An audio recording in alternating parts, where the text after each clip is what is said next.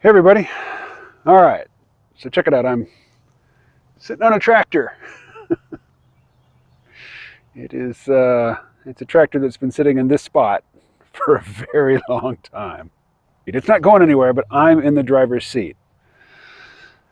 Anyway, various tidbits, probably very little thematic unity to this video. And for the person who asked, for no more the portrait orientation, that they want the landscape shots, it's hard for me to do right now because I don't have a selfie stick, and to do this, like to frame it like that, I have to hold my arm pretty high for the whole time. So you want landscape? I'm going to rest it on the steering wheel of the tractor so you get this view of the clouds. You're looking up at me. It makes me look powerful. I'm powerful. Anyway. Speaking of being powerful, I joined the gym today. I haven't worked out yet, and it's a very Christian gym. It says Jesus on the outside, and I read through the rules, and along with the usual, don't drop the weights, put your weights away. Other rules include no guns. I asked if that had been a problem in the past, and the young lady who was explaining things to me said yes, and actually it had been, and also no cursing. No foul language allowed in the gym. But it's a proper gym with weights. That's what I need. So I'll start working out on Monday. Hooray.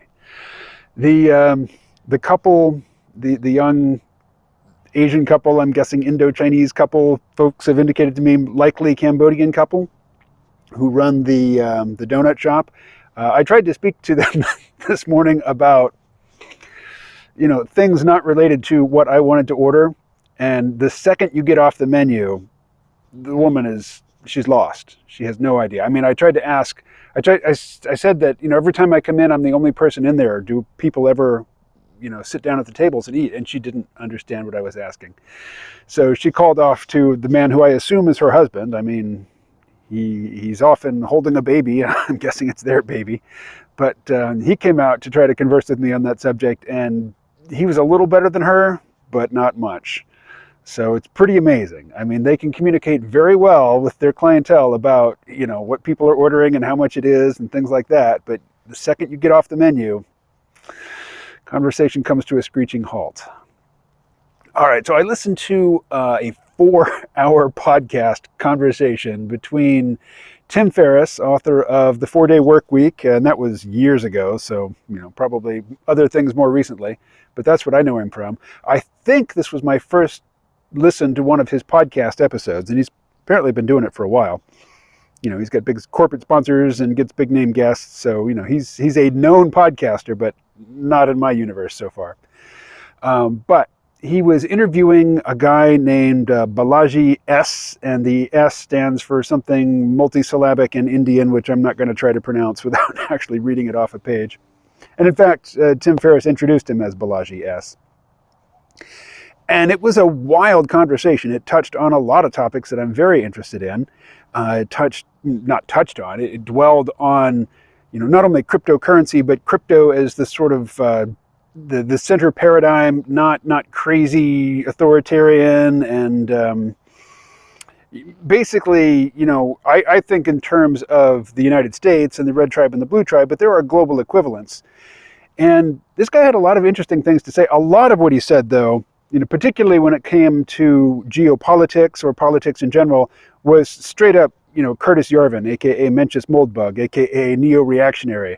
He's a big fan of Singapore and of the notion that the ideal political organization is city-states not governed by, liberal democratic institutions, but managed by competent CEOs. And that pretty much describes Singapore.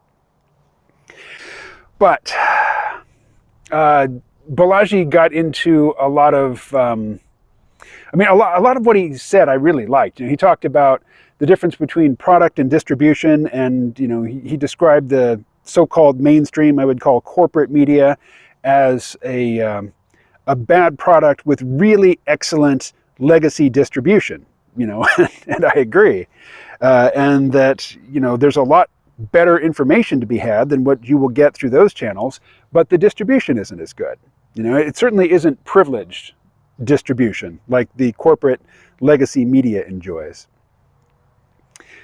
What else? So on a recent podcast, and probably in videos as well, I forget what I say where, but it's a regular blathering point of mine, and that is I just don't really want to get wrapped up in anybody's particular COVID mania. I think that this is kind of a weird thing. The mainstream point of view to me seems rabid. The mainstream, like, above board, prescribed, authority endorsed point of view seems nuts. Absolutely nuts. But, the opposite of nuts is not sane. Usually the opposite of nuts is just an antithetical variety of nuts. And I see a lot of that. I see a lot of craziness, and it certainly lends itself to the worst sort of conspiracy fantasizing, And I'm just not interested. And I absolutely realize that, I'm throwing the baby out with the bathwater, but that particular baby, I'm just not that motivated to try and save. So I understand that I'm probably turning a blind eye to some rather important truths by just being allergic to people's mania around this topic. But my friend Bob, who's really the only person I ever speak to about COVID for the C-Realm Vault podcast, and then not very often, he sent me a link to an article, and I Googled around, and this is not the only place that it appears. Young men who get the vaccinations are far more likely than the general population, unvaccinated population, to develop cardiac problems, myocarditis and heart attack and other, cardio troubles.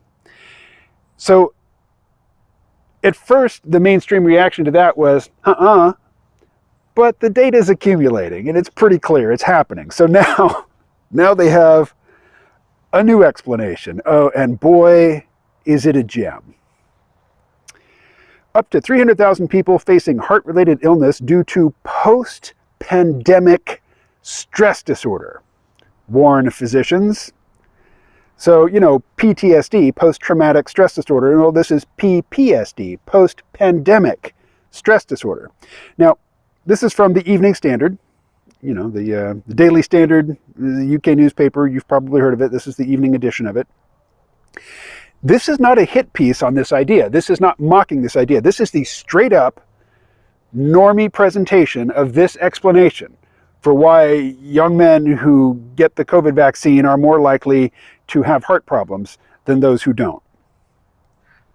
Up to 3,000 people in the UK are facing heart-related illness due to post-pandemic stress disorder, PPSD, 2 London physicians have warned. This could result in a 4.5% rise in cardiovascular cases nationally because of the effects of PTSD, with those aged between 30 and 45 most at risk, they claim. Mark Rayner, a former senior NHS psychological therapist and founder of the EASE Wellbeing CIC, said that as many as 3 million people in Britain are already suffering from PTSD thanks to stress and anxiety caused by the effects of COVID-19. Mr. Rayner said, quote, PTSD is a very real problem on a massive scale, as well as the condition itself. With all of its immediate problems, one of the biggest collateral issues is the effect it can have on heart health. So I'm not going to go on, mainly because this other phone is not playing nice with the Evening Standard's website. But that article is not making fun of it. It doesn't challenge the notion that stress from combat, stress from, domestic abuse, stress from sexual abuse has a known set of manifestations, a known set of symptoms, and they don't include myocarditis. But if you are stressed about the pandemic, and you've been vaccinated, and you're a male within this age group, then stress does cause myocarditis. Straight up. I'm not exaggerating. I'm not framing it in some awkward, obscure, absurd way. That's what they're saying. They're saying that stress about the pandemic causes heart issues in a certain demographic.